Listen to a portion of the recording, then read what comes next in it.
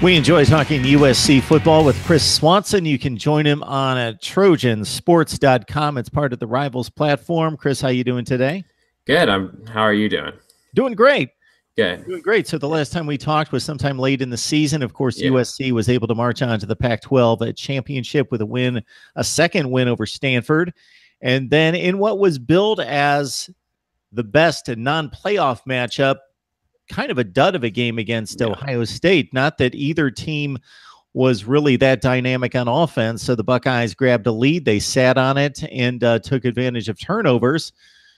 Just your assessment of USC's season and the culmination of a season that I'm guessing, and I'm also gathering from feedback from other USC people that even though there's a Pac-12 championship to be hoisted and placed in the trophy case for the first time in 9 years, not a lot of people still satisfied. No, I think that they're not satisfied because of the preseason expectations. USC was expected by many people to compete for the playoffs and for a national championship. And I think after the Cotton Bowl, it was clear that USC was very far away from being a championship team. I think that if USC had competed with Ohio State, I think that, if they had really made it a close game or won, then you could have argued that maybe they were at that level or close to that level. But I thought it was clear that USC wasn't anywhere near that.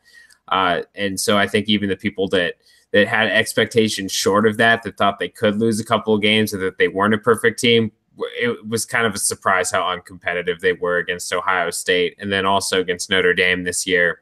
The schedule, even though USC won a Pac-12 championship, turned out to be pretty easy. USC only beat teams that had 5 or more losses at the end of the day. They lost to every team that had 4 losses or better, and against teams that looked like they were, serious top 15, top 10 teams. USC wasn't very competitive. So I think it's fair to be disappointed with this season, even with the record in the championship in the conference, because USC also had Sam Darnold and Ronald Jones. That's a combination of a quarterback and a running back that almost never comes around. I think it's their best combination that they've had since Matt Leinart in that backfield behind him. So who knows what they're going to do with those guys leaving. The defense seemed pretty good, and I think that was a bright spot. But USC's offensive line was an absolute mess. It seemed like when they played Ohio State that there was just a difference in the development of the roster or the talent of the roster or something, because USC lost by 17 points. It wasn't close. Notre Dame threw them aside like they were nothing as well. So I think the season, it's fair to call it disappointing. USC lost 3 games. That's not acceptable at a program like USC. So it's an interesting assessment because people do look at the quarterback first and foremost, and then they look at the guys handling the ball. Even if that's not the most important element of the team, we know that the game's won with the quarterback and then at the line of scrimmage.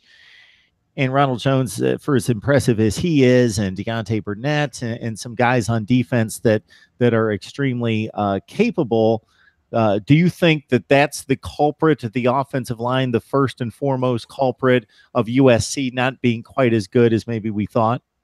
I think it's probably the most obvious one because when USC played teams that, had good defensive lines, were good in the trenches, they didn't protect Sam Darnold. They didn't move the ball with the running game. It really felt like through Ronald Jones's career, he gained all these numbers and, he moved up, this list at USC of all-time rushing yards.